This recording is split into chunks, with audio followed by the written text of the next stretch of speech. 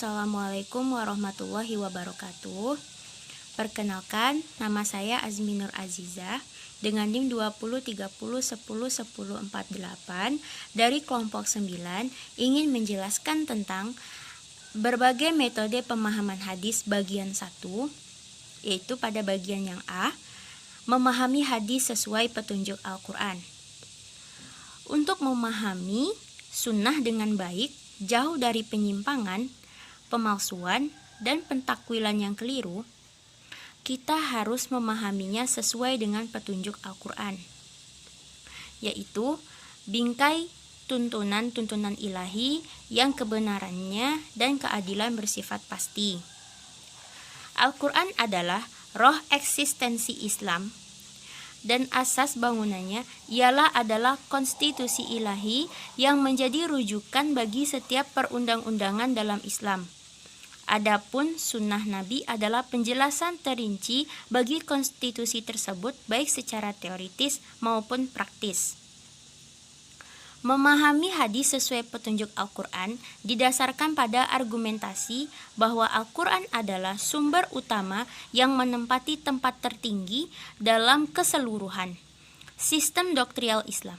Sedangkan hadis adalah penjelas atau prinsip-prinsip Al-Quran.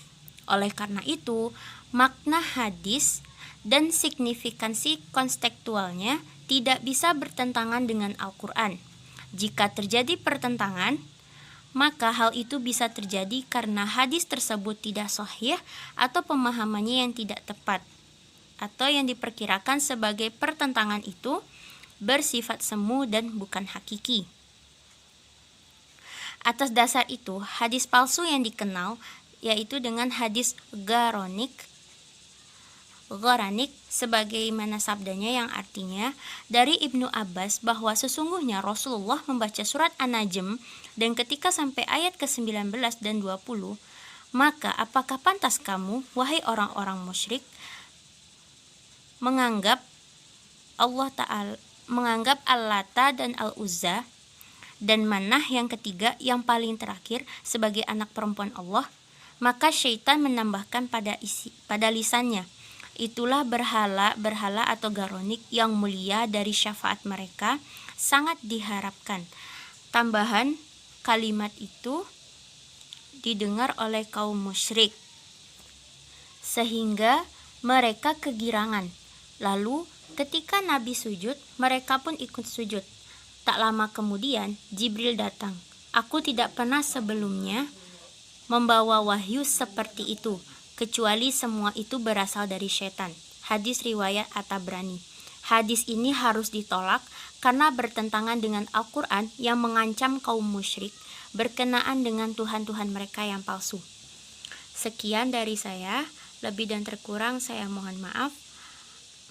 Saya mohon maaf apabila ada kekurangan dan kesalahan. Wabillahi taufiq wal hidayah. Wassalamualaikum warahmatullahi wabarakatuh. Perkenalkan, nama saya Alek Ginwari. Saya akan melanjutkan pembacaan materi B. Memahami hadis secara tematik korelatif, baik secara kompromi, tarjih maupun nasikh mansukh. Dan contohnya. 1. Penyelesaian lewat kompromi.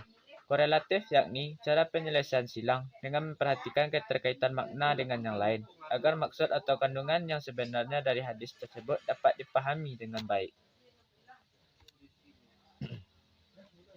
2. Nasikh mansukh. Nasikh maksudnya hubungan yang sebelumnya berlaku kemudian dinyatakan tidak berlaku lagi oleh syar'i Allah dan Rasul, yakni dengan mendatangkan dalil syar'i yang baru yang membawa ketentuan hukum lain dari yang berlaku sebelumnya. Rasul selalu memberikan penjelasan setiap kali beliau menasahkan suatu hadis dengan hadis yang kemudian. Tetapi terkadang si perawi yang menerima hadis tersebut tidak mengetahui terjadi nasah di antara hadis-hadis tersebut. Ia hanya menerima salah satu saja, sementara perawi yang lain menerima hadis yang lain. Perawi yang satu menerima hadis nasah, yang lain mendapatkan hadis mansukh. Jadi masing-masing perawi tentu akan meriwayatkan sesuai dengan apa yang diterimanya. Bagi yang menerima kedua hadis tersebut, dimungkinkan juga bingung karena tidak ada penjelasan bahwa yang satu sebenarnya telah dinasahkan yang lain. Kesimpulan Al-Syafi'i adalah jika memang terjadi nasa maka hadis yang menghapus dijadikan pegangan, sementara yang telah dihapus atau mansuh tidak dapat dijadikan sandaran. Nasa dapat diketahui dari segi waktu, penegasan langsung dari Nabi atau penjelasan sahabat. Adapun syarat nasa adalah nasa hanya menyangkut hukum syar'i. Nasa yang datang kemudian, hukum yang dinaskahkan mansuh harus berlaku tanpa batas waktu. Nasa mansuh harus mengandung tuntutan hukum yang berbeda.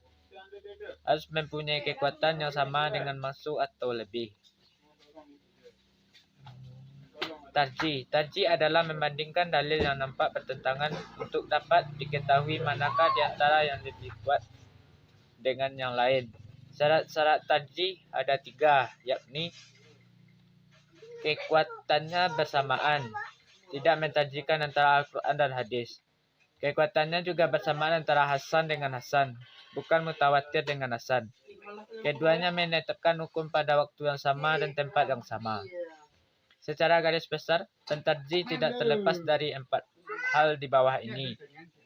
A. Sanad, termasuk jumlah perawi, sifat perawi mendahulukan yang lebih akurat dan sebagainya. Matan, mendahulukan yang lebih sikoh, lafaz tunggal dari yang jamak mustasyara. Madlul, mendahulukan yang rasional, yang lebih diyakini kepastian hukumnya. Hal-hal lain yang turut mendukung nilai hadis tersebut seperti riwayat lain sebagai penguat didukung oleh amal para sahabat.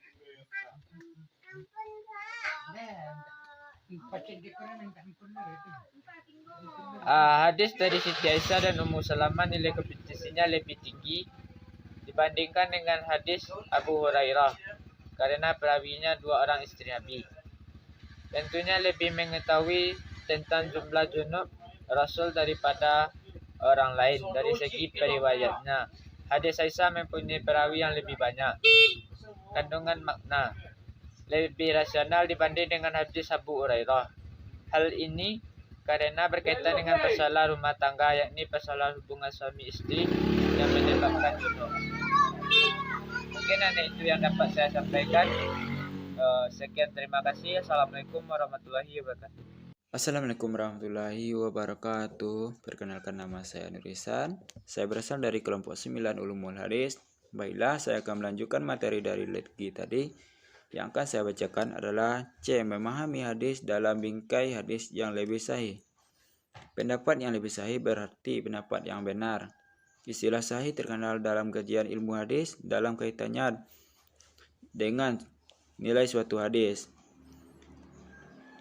Meski dikenal juga dalam usul fikih, penetapan nilai suatu hadis penting karena akan dapat diketahui apakah hadis tersebut dapat dijadikan hujah atau bukti atau alasan atau yang tidak dalam penetapan hukum. Hal ini disebabkan karena hadis dalam Islam menduduki peringkat kedua. Yang pertama, Al-Quran sebagai sumber ajaran. Selain itu, penetapan hadis tersebut dimaksudkan untuk mengetahui ucapan, perbuatan, dan takrir peneguhan kebenaran yang beralasan. Rasulullah dalam hubungannya dengan ajaran yang terkandung dalam Al-Quran yang bersifat umum dan belum terperinci. Namun, kebenaran setiap hadis tidak dapat diterima secara mutlak sebagai yang qat'i al-wurud atau hadis yang muncul dengan petunjuk yang jelas berasal dari Rasulullah. Hadis yang sampai kepada umat melibatkan banyak periwayat. Berdasarkan penelitian para ulama hadis yang kaitannya dengan para periwayat, hadis terbagi atas sahih, sah, sanadnya mulus, perawinya terjadi dari orang-orang adil, jujur, dan daya ingatnya kuat. Hasan, sah tapi tingkatnya di bawah hadis karena ada perawinya yang kurang kuat daya ingatnya. Dan dai, lemah karena cacat pada sanadnya dan rawinya dan pada matan atau redaksinya. Oleh karena itu, di samping hadis yang makbul diterima, banyak pula hadis yang mardud ditolak. Kebenarannya baik karena cacat pada sanad mata rantai periwayat maupun pada matanya, redaksi dan kandungannya. Artinya, ada hadis yang sahih dan ada pula yang tidak sahih. Suatu hadis yang akan dikatakan sahih bila ia memenuhi syarat-syarat yang dikemukakan oleh Ibnu Salah. N140 Hijriah atau 120-46 Masehi, yakni seorang yang ahli dalam hadis antara lain sanadnya bersambung-sambung kepada Rasulullah, diriwayatkan oleh perawi yang adil, yang dabitnya memiliki daya ingat yang kuat, dan tidak mengandung zaz, penyimpanan dari aturan, maupun ilat atau cacat. Untuk menetapkan kesahihan suatu hadis, kelima syarat itu harus terpenuhi. Imam Nawawi menyatakan bahwa hadis sahih adalah hadis yang sanadnya bersambung, diriwayatkan oleh orang yang adil dan dabit, serta dalam tidak terdapat ilat.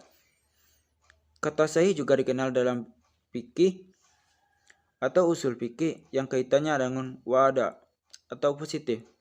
Istilah yang dipertentangkan dengan kata batil dan istilah sah seringkali digunakan sebagai kebalikan dari batal. Di sini sah mengandung arti bahwa suatu pekerjaan yang dikerjakan dengan memenuhi syarat dan rukunnya, sedangkan pekerjaan yang tidak memenuhi syarat dan rukunnya itu dianggap tidak sah atau batal. Baiklah, hanya itu penyampaian materi dari saya. Saya akhiri dengan membacakan Alhamdulillah. Assalamualaikum warahmatullahi wabarakatuh. Assalamualaikum warahmatullahi wabarakatuh. Perkenalkan, nama saya Sakinah Fitriani, NIM 2030101158 dari kelompok 9. Baiklah, saya akan melanjutkan membaca materi dari kelompok kami yang bagian D, yaitu memahami hadis sesuai redaksi hadis tekstual. Pemahaman hadis secara tekstual adalah memahami hadis berdasarkan makna lahiriah, asli atau sesuai dengan arti secara bahasa. Hal ini berarti bahwa segala sesuatu yang tersurat pada redaksi matan hadis dipahami sesuai dengan makna lugawinya, sehingga langsung dapat dipahami oleh pembaca. Cakupan makna dan kandungan pesan yang ingin disampaikan oleh hadis dapat ditangkap oleh pembaca hanya dengan membaca teks kata-kata yang terdapat di dalamnya. Karena makna-makna tersebut telah dikenal dan dipahami secara umum dalam kehidupan masyarakat. Oleh sebab itu, dapat disimpulkan bahwa pemahaman hadis dengan cara seperti ini dapat dikategorikan sebagai salah satu pendekatan pemahaman hadis yang paling sederhana dan mendasar. Karena hanya dengan membaca lafaz hadis dan memahami makna lugawinya, pembaca dapat menarik pemahaman dan gagasan ide. Bila diklasifikasikan menurut bentuk matannya, maka hadis-hadis yang dapat dipahami dengan pendekatan ini adalah hadis-hadis yang bersifat jawami al-kalam, yaitu ungkapan yang singkat namun mengandung makna yang padat. Di antara contoh hadis tersebut adalah hadis yang menjelaskan tentang perang itu adalah siasat. Artinya, Abu Bakar bin Asram telah menceritakan kepada kami, Abdullah telah mengabarkan kepada kami, Ma'mar telah mengabarkan kepada kami dari Hammam bin Munabih, dari Abu Hurairah radhiyallahu anhu, Rasulullah shallallahu alaihi wasallam berkata, perang itu adalah siasat. Pemahaman terhadap petunjuk hadis tersebut sejalan dengan bunyi teksnya, yakni bahwa setiap perang pastilah memakai siasat. Ketentuan yang demikian itu berlaku secara universal serta tidak terikat oleh tempat dan waktu. Perang yang dilakukan dengan cara dan alat apa saja pastilah memerlukan siasat. Perang tanpa siasat sama saja dengan menyatakan takluk kepada lawan. Sekian video dari saya, selanjutnya akan dibacakan oleh rekan saya. Assalamualaikum warahmatullahi wabarakatuh. Baiklah, saya Yoli Bliara, perwakilan dari kelompok 9 akan membacakan materi tentang memahami hadis sesuai kondisi dan tujuan konseptual. Pemahaman hadis secara konseptual sebagaimana halnya dalam Al-Quran yang ayat-ayatnya diturunkan dilatar belakangi oleh satu peristiwa yang disebut dengan asbabun an-nuzul. Begitu juga dengan halnya hadis-hadis Rasulullah, diantaranya ada yang muncul dengan suatu peristiwa tertentu yang lazim disebut dengan asbab wurud al-hadis yang dalam tulisannya disebut dengan konteks. Dari pengertian, ada dua cara yang dapat digunakan dalam memahami hadis dengan pendekatan konseptual. Yang pertama, analisis terhadap kata-kata yang terdapat dalam teks. yaitu dalam kaitannya dengan hadis. Maka di sini berarti bagian kalimat hadis yang dapat menambah dan mendukung kejelasan makna. Dengan menganalisa dan memahami lebih dalam demi kata dalam hadis tersebut akan membantu kita untuk mendapatkan pemahaman yang lebih jelas. Yang kedua, situasi yang ada hubungannya dengan kejadian, yaitu sesuai dengan situasi yang melatar belakangi munculnya suatu hadis disebut dengan asbab wurud al-hadis, yang disebut juga dengan konteks. Dengan demikian, memahami hadis Rasul lebih kurang 14 abad yang silam tidak bisa dicukupkan hanya dengan memahami teks atau redaksi hadis dari sudut gramatika bahasa saja, akan tetapi lebih jauh harus disertai dengan kejadian tentang keterkaitannya dengan situasi yang melatar belakangi munculnya al-hadis. Sebagaimana seorang pemerhati hadis dan juga termasuk salah seorang al-hadis, Yusuf Al-Ghawari turut menambahkan cara untuk memahami hadis dengan selain yang telah dipaparkan di atas. Menurutnya, untuk memahami hadis dengan baik adalah dengan cara yang pertama, memahami sunnah dengan isyarat atau petunjuk Al-Quran. Yang kedua, mengimpuni hadis-hadis setema. Yang ketiga, kompromi atau terjalin terhadap hadis-hadis kontradiktif. Yang keempat, memahami hadis dengan situasi dan kondisi serta tujuannya, membedakan antara sarana yang berubah-ubah dan tujuan yang tetap, membedakan hakikat dan majazi, membedakan antara yang nyata dan yang gaib, dan yang terakhir, memastikan makna kata-kata dalam hadis. Adapun pendekatan ini tak kalah pentingnya dalam memahami hadis, terutama hadis-hadis ahkam, hadis-hadis yang berkaitan dengan hukum syariat, adalah pendekatan kaidah usul, yaitu memahami hadis-hadis Rasulullah SAW dengan memperhatikan dan mempedomani ketentuan atau kaidah-kaidah usul terkait yang telah dirumuskan oleh para ulama. Usaha memahami hadis Nabi Muhammad SAW ternyata hembuskan angin segar di kalangan ulama, karena mereka laksana mendapatkan ilham dan sekaligus telah membuka wacana pemikiran bagi intelektual muslim hingga abad ini. Baiklah, hanya itu yang dapat saya sampaikan. Kalau ada salah dan jengkelnya saya mohon maaf. Assalamualaikum warahmatullahi wabarakatuh.